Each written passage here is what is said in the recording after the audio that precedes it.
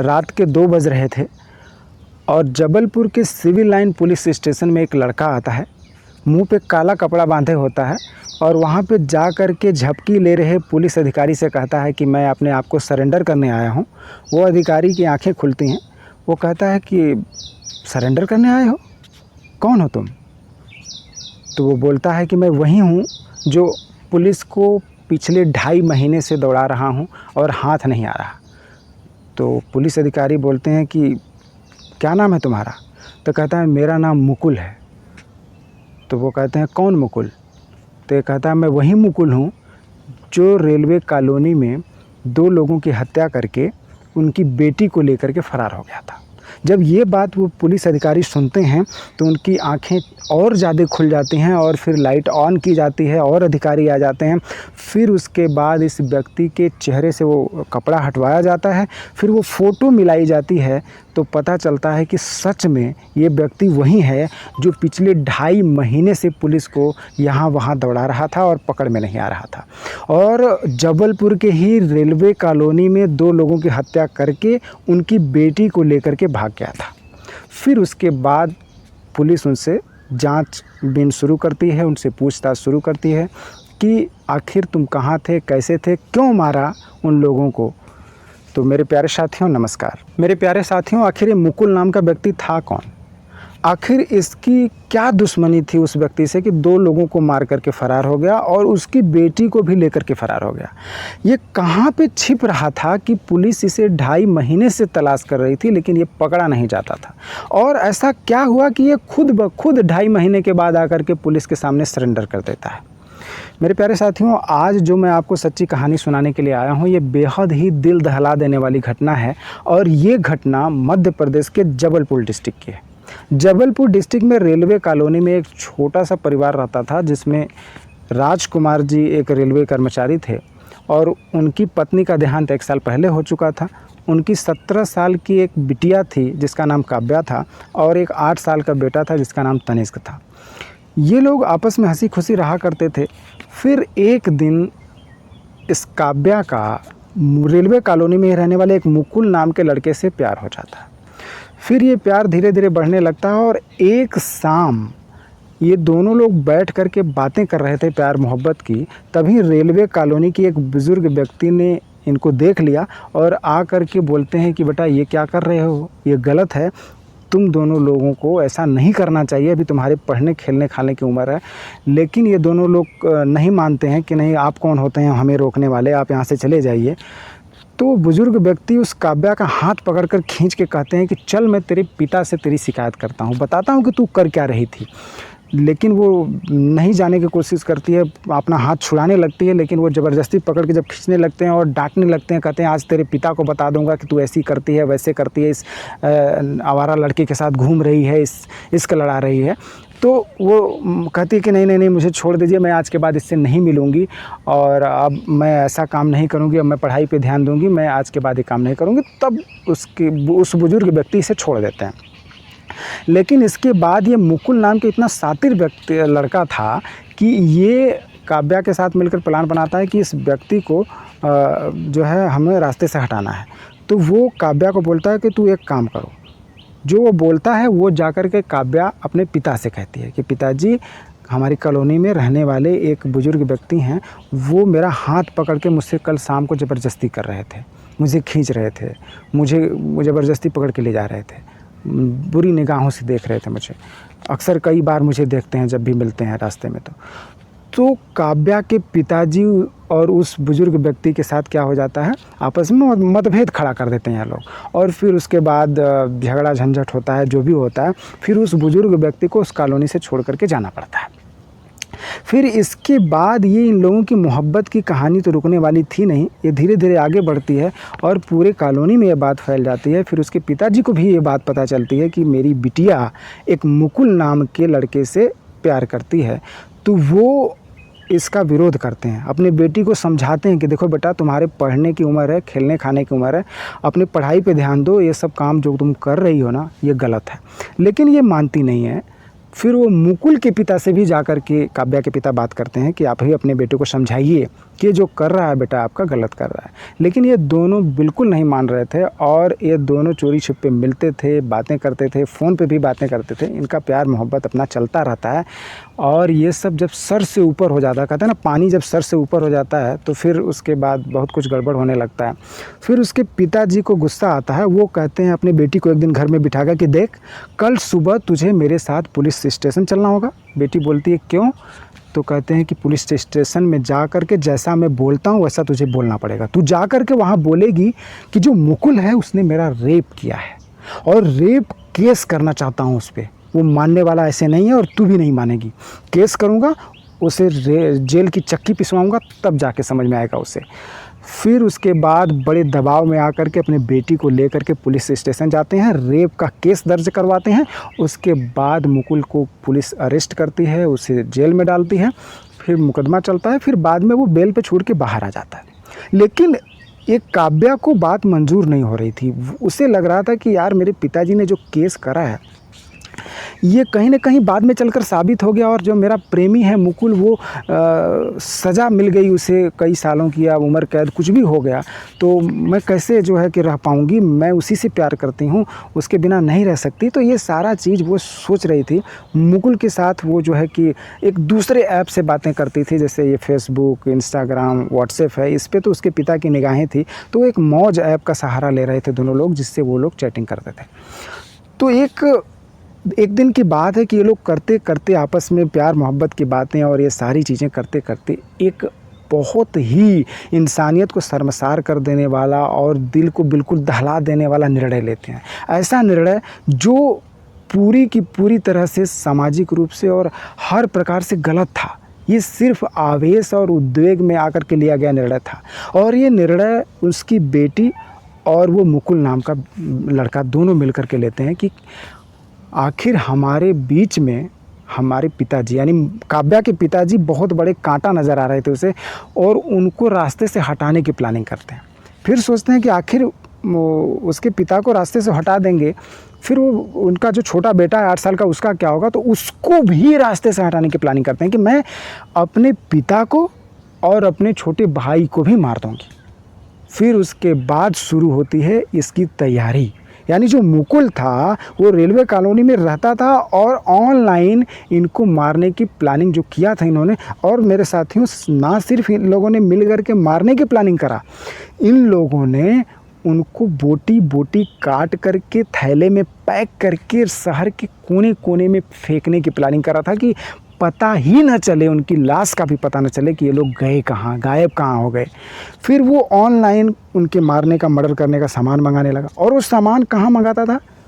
Railway station पे। रहता था रेलवे कॉलोनी में, लेकिन रेलवे स्टेशन पे मंगाता था ताकि बाद में अगर पोल भी खुल जाए कि आखिर इनका मर्डर हुआ था तो पुलिस असमंजस में पड़ जाए, उलझ जाए कि आखिर ऐसा कैसे हुआ। तो बहुत शातिर अंदाज में जो मुकुल था, ये एक दुबला पतला सा सांवला सा लड़का है और ये अपने छाती पर एक टैटू भी बनवाया था 5 सिर वाले राक्षस का।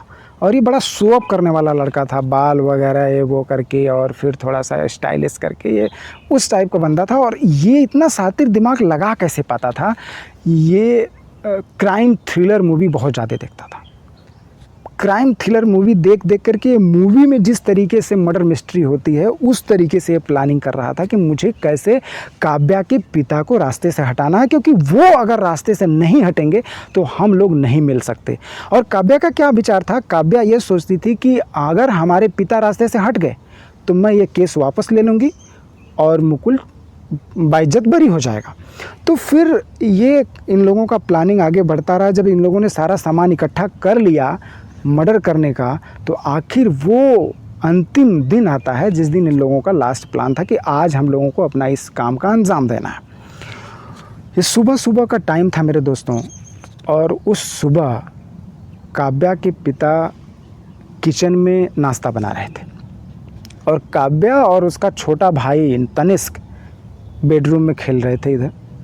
और सुबह के समय जब वो मुकुल आता है, अच्छा जो सारा सिस्टम था, मारने पीटने का जो प्लान था, जो सारा सिस्टम था, काव्या के घर में ही रखा गया था, यानी उसी के घर में सारा सामान रखा गया था मर्डर करने वाला। देखिए कितना शातिर दिमाग था इसका, केवल एक मर्डर करने का हथियार वो अपने साथ लेकर आता है।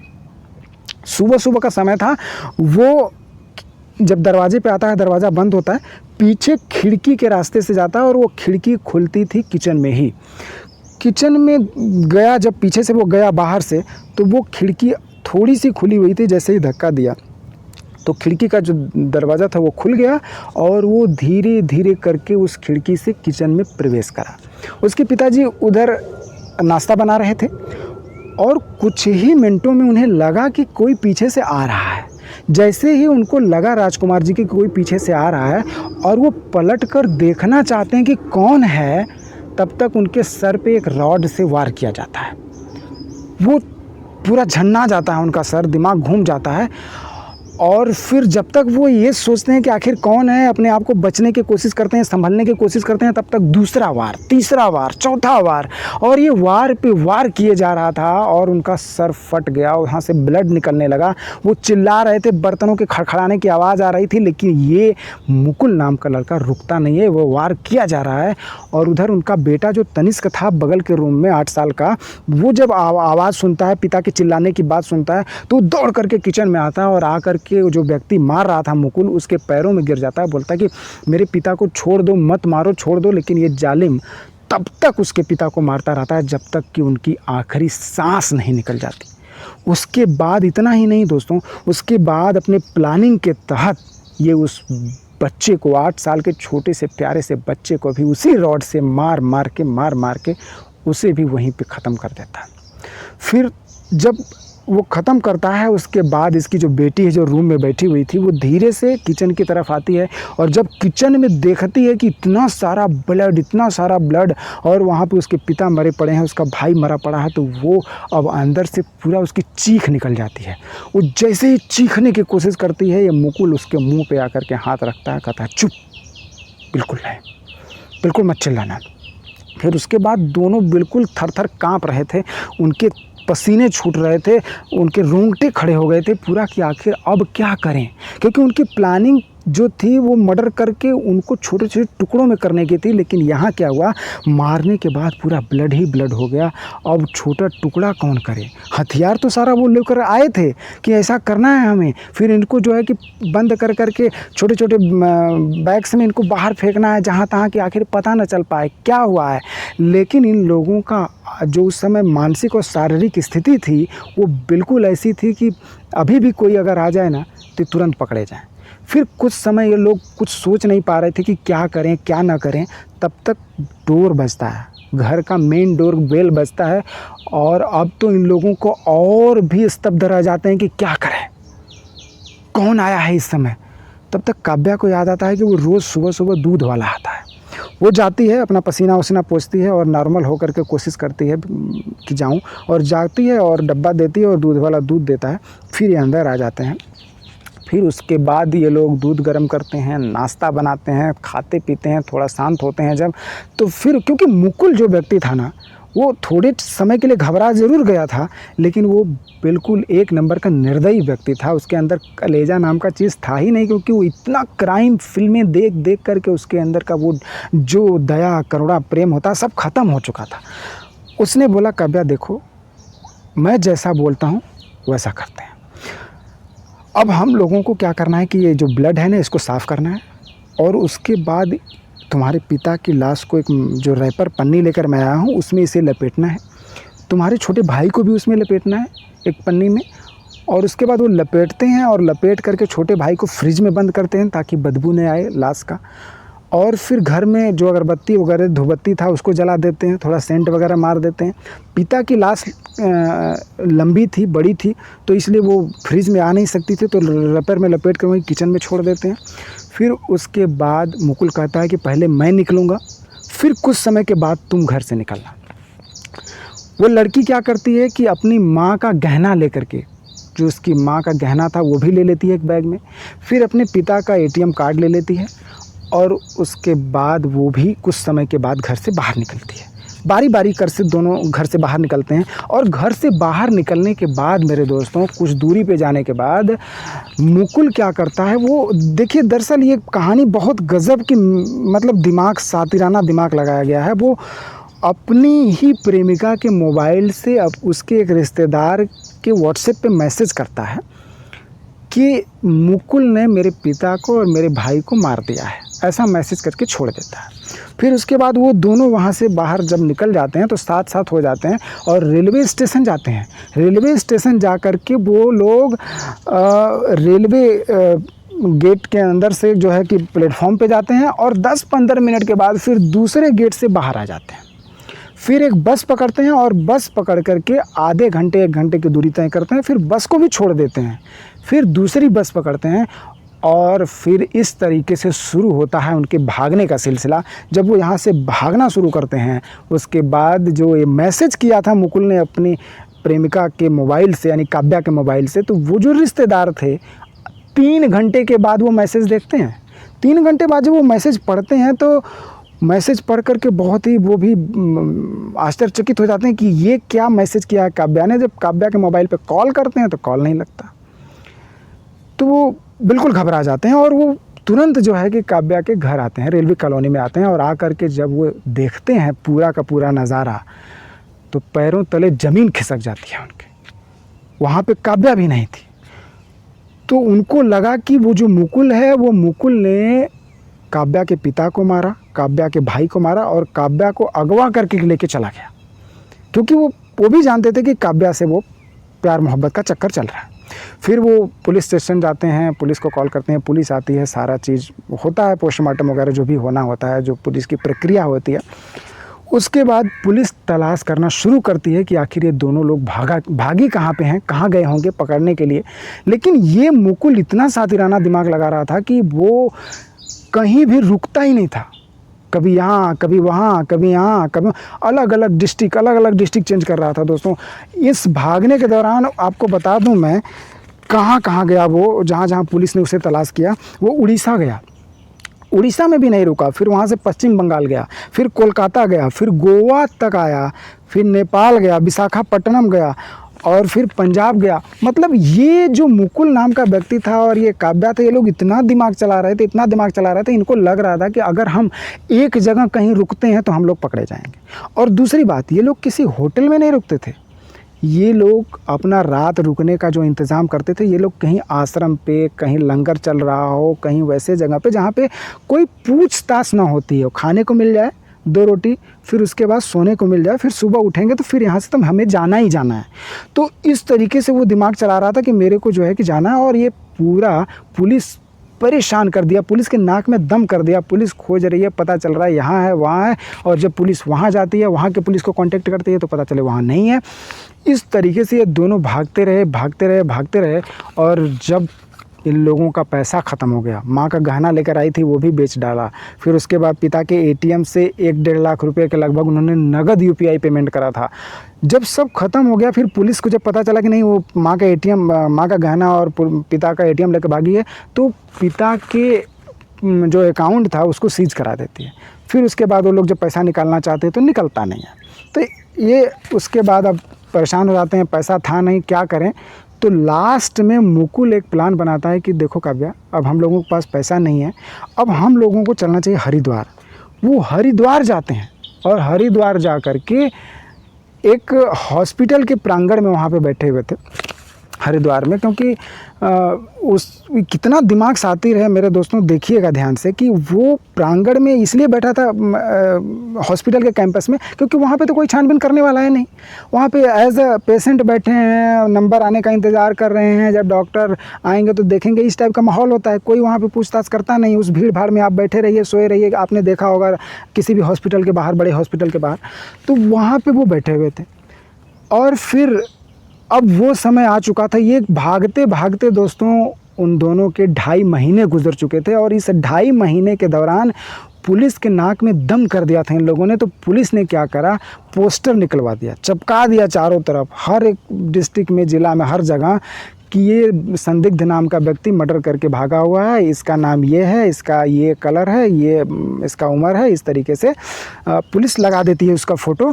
और उसके बाद 10,000 रुपये का इनाम भी रखती है कि अगर कोई बताता है तो उसको इनाम भी दिया जाएगा और उसका नाम पता गुप्त रखा जाएगा।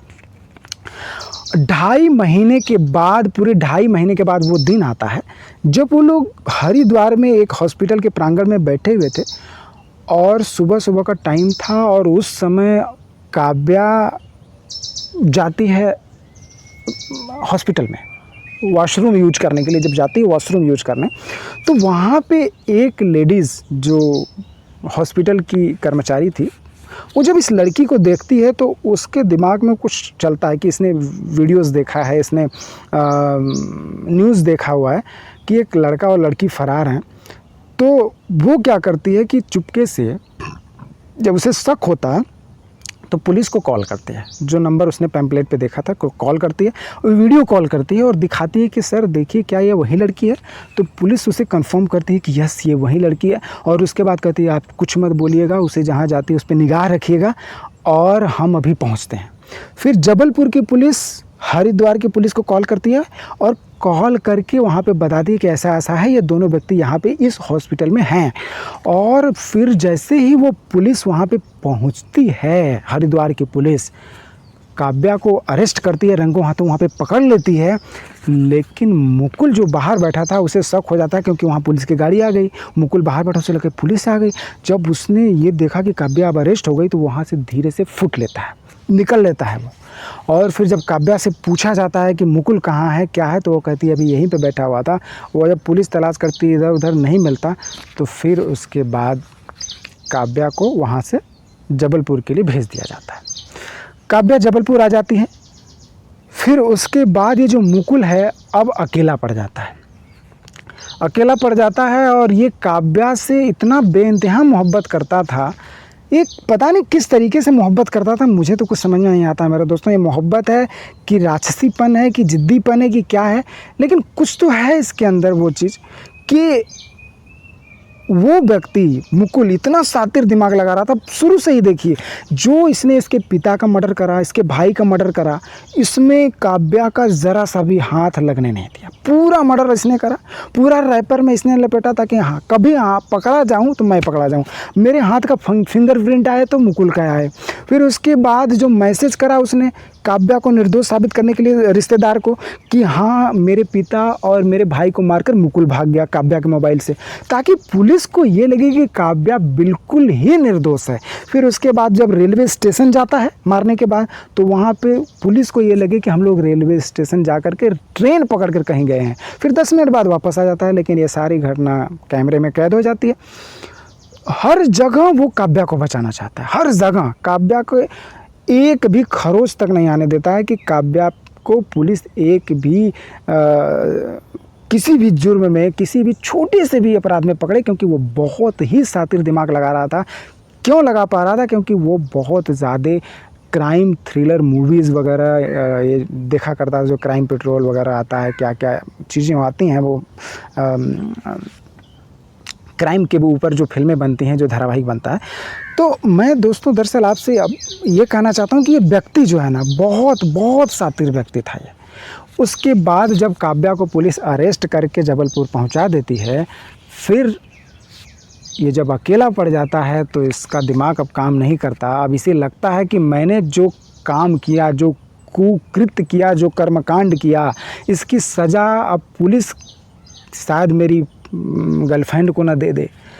उसके साथ बुरा बर्ताव हो रहा होगा, वहाँ पुलिस स्टेशन में क्या हो रहा होगा पता नहीं। काव्या भी नरम दिल की लड़की है, वो सब सच्चाई ना बता दे कि आखिर हम लोग मिलकर प्लान बनाए थे। ये सारा चीज़ उसके दिमाग में चलने लगता है। वो सोचता है कि नहीं नहीं, ऐसा नहीं होना चाहिए, काम मैंने किया, मर्डर मैंने किया, गलत काम मैंने किया और मेरी वजह से मेरी प्रेमिका को सज़ा ना मिले। ऐसा वो जब बहुत ज़्यादा सोचता है तो अंत में 30 मई की रात 2 बजे, दरअसल ये जो कर्मकांड इन लोगों ने किया था ना, ये कर्मकांड पूरा का पूरा इन लोगों ने किया था मेरे साथियों 15 मार्च को किया था ये लोगों ने, 15 मार्च। और 30 मई यानी 2.5 महीने के बाद ये खुद ब खुद वहाँ से हरिद्वार से फिर जबलपुर आता है और आ कर के रात 2-2:30 बज रहे थे और वहाँ पे जाकर खुद सरेंडर करता है, कहता है कि मैं मुकुल हूँ। पुलिस बोलती है कौन मुकुल? बोलता मैं वही मुकुल हूँ जो 2.5 महीने से आप लोगों को परेशान कर रहा था। आप लोगों ने मेरी प्रेमिका को अरेस्ट कर लिया है लेकिन मुझे अरेस्ट नहीं कर पाए। मैं आया हूँ, सरेंडर करता हूँ। उसकी कोई गलती नहीं है, उसे छोड़ दीजिए। सारी गलती मेरी है। मैंने जो है उसके पिता को मारा, उसके भाई को मैंने मारा है। मुझे जो सज़ा देना हो दीजिए लेकिन उसे मत दीजिए, उसे छोड़ दीजिए। लेकिन साथियों ये सारा चीज़ पोल खुल चुका था। काव्या ने भी पुलिस को सारी चीज़ें बता चुकी थी और उसके बाद ये सब चीज़ देखते हुए पुलिस उससे बहुत सारी पूछताछ करती है और पुलिस के पूछताछ के दौरान एक के बाद एक राज खुलते जाते हैं। क्या किया, कैसे किया इसने। तो मैं साथियों बस आप लोगों से इतना ही कहना चाहूँगा यार कि देखिए, जो भी हो, जब किसी भी व्यक्ति के घर में आप खुद माँ बाप बने होंगे या बनेंगे ना, तो ये एहसास करेंगे कि कोई बच्चा जब घर में जन्मता है तो माँ बाप कितने खुश होते हैं।